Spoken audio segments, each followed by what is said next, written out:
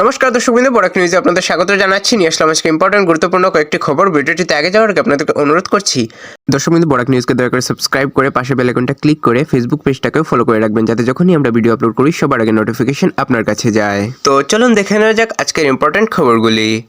বাচ্চা অপহরণের চেষ্টা ও সতর্কতা।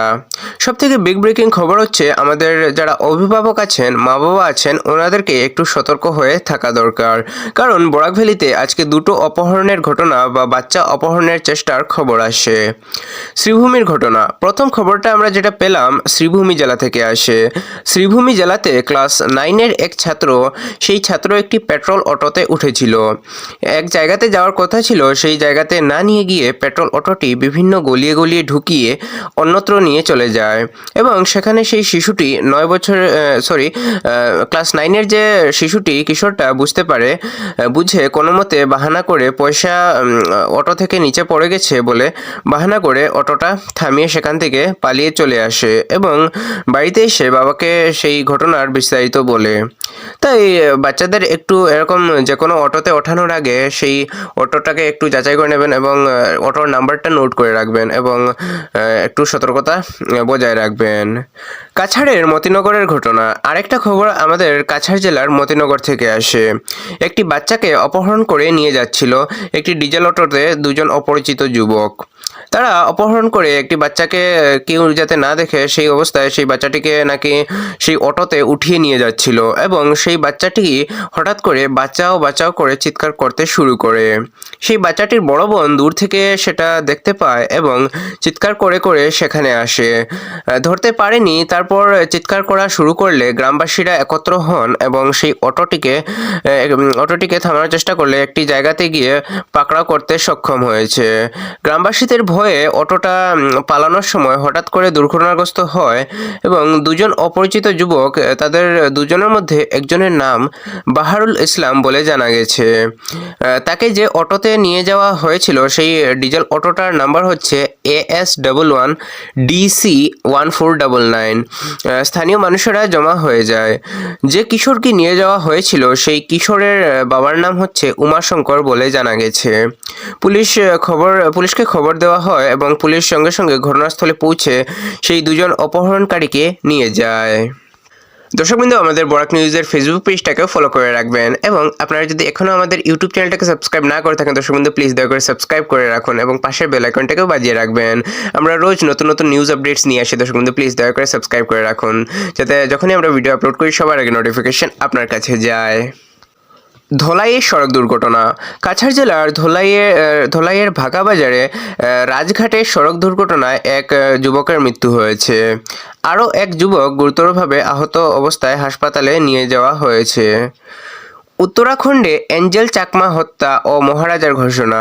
উত্তরাখণ্ডে এক যুবককে যে মারধর করেছিল, মূল অভিযুক্তকে যদি কেউ পাকড়াও করে দেয় তাহলে 25,000 টাকা পুরস্কার দেওয়া হবে বলে উত্তরাখণ্ড সরকার সেটা ঘোষণা করে দেয় এবং সেই খবরটা শুনে ত্রিপুরার যিনি মহারাজা প্রদ্যুৎ কিশোর মাণিক্য দেববর্মা, উনি সেটা নিয়ে খুব প্রশ্ন করলেন উত্তরাখণ্ড সরকারের উপর, যে একজন মানুষের কেউ যদি হত্যা করেছে তাকে পাকড়াও করতে কি 25,000 কি যুক্তিসঙ্গত? উনি সেটা প্রশ্ন উত্থাপন করলেন এবং ওনার পকেট থেকে 10 লক্ষ টাকার ঘোষণা করলেন। যদি সেই অ্যাঞ্জেল চাকমাকে হত্যা যে করেছে বা যারা করেছে তাদের যদি কেউ খবর দেয় তাহলে সেই ব্যক্তিকে তিনি 10 লক্ষ টাকার করে মহারাজা মহোদয় ওনার পকেট থেকে দেবেন বলে সেটা ঘোষণা করেছেন। সেই অ্যাঞ্জেল চাকমাকে বারে বারে চাইনিজ বলে নাকি মারধর করেছিল কয়েকজন যুবক মিলে এবং বারে বারে সেই অ্যাঞ্জেল চাকমা নাকি বলেছিল যে আমি চাইনিজ নই, আমি ইন্ডিয়ান, আমি ত্রিপুরার লোক, আমি ভারতীয় বলে এরকম বলেছিল, কিন্তু যারা মারধর করেছিল তারা শোনেনি। সেই অ্যাঞ্জেল চাকমা পরে মারা যায়। বাংলাদেশে হিন্দু বাড়িতে আগুন। বাংলাদেশে সেই ফরিদপুর জেলাতে পশ্চিম ডুমুরিতলাতে একসঙ্গে 5টি হিন্দু বাড়িতে আগুন। হঠাৎ করে রাত্রিবেলা আগুন জ্বালিয়ে দেয় দুষ্কৃতিকারীরা এবং কিছুই বাঁচাতে পারেনি সেই 5 হিন্দু পরিবার। অনবরত সেখানে সংখ্যালঘুদের হিন্দুদের উপর নির্যাতন চলছে দর্শকবৃন্দ। মিজোরামের ভাইরেংটে ক্যাম্পে ব্যাডমিন্টন খেলতে গিয়ে হৃদরোগে আক্রান্ত হয়ে মৃত্যু হয়েছে কাছাড় জেলার আরাকাতিপুরের সেন্ট্রাল রিজার্ভ পুলিশ ফোর্স সিআরপিএফের সাব ইন্সপেক্টর খো রঞ্জিত সিংহার।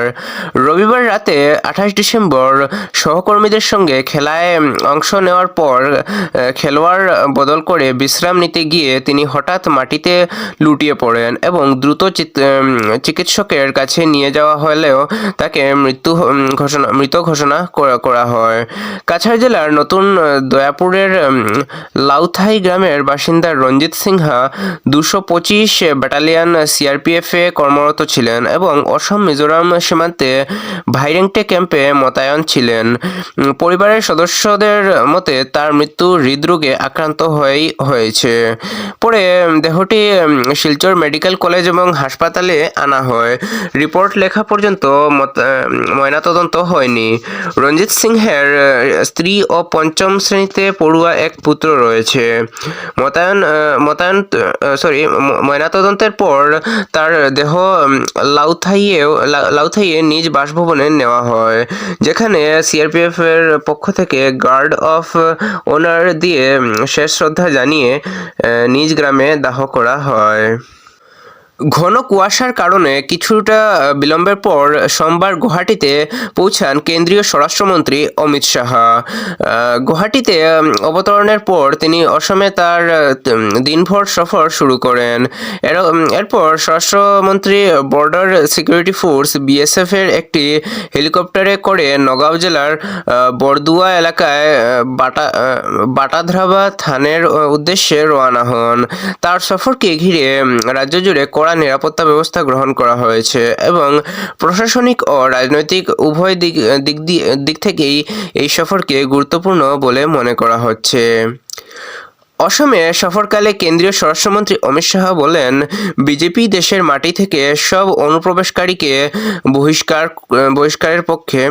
নগাঁও জেলার বরদুয়ায় সাধক সংস্কার শ্রীমন্ত শঙ্করদেবের জন্মস্থান বাটাধরাবা থান পুনর্নির্মাণের উদ্বোধনের পর এক জনসভায় ভাষণ দিতে গিয়ে তিনি এই মন্তব্য করেন।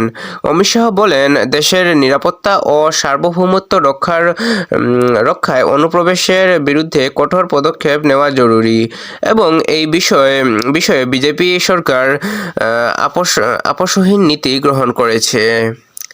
তো এগুলো ছিল আজকে ইম্পর্টেন্ট এবং গুরুত্বপূর্ণ কয়েকটি খবর। এগুলোর মধ্যে আপনার সবচেয়ে বেশি গুরুত্বপূর্ণ বলে কোনটি মনে হয়েছে দর্শক বন্ধু কমেন্টে নিশ্চয়ই জানাবেন।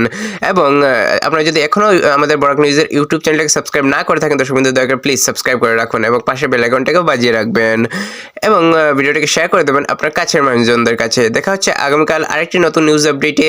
ততক্ষণের জন্য ভালো থাকবেন, সুস্থ থাকবেন। জয় হিন্দ।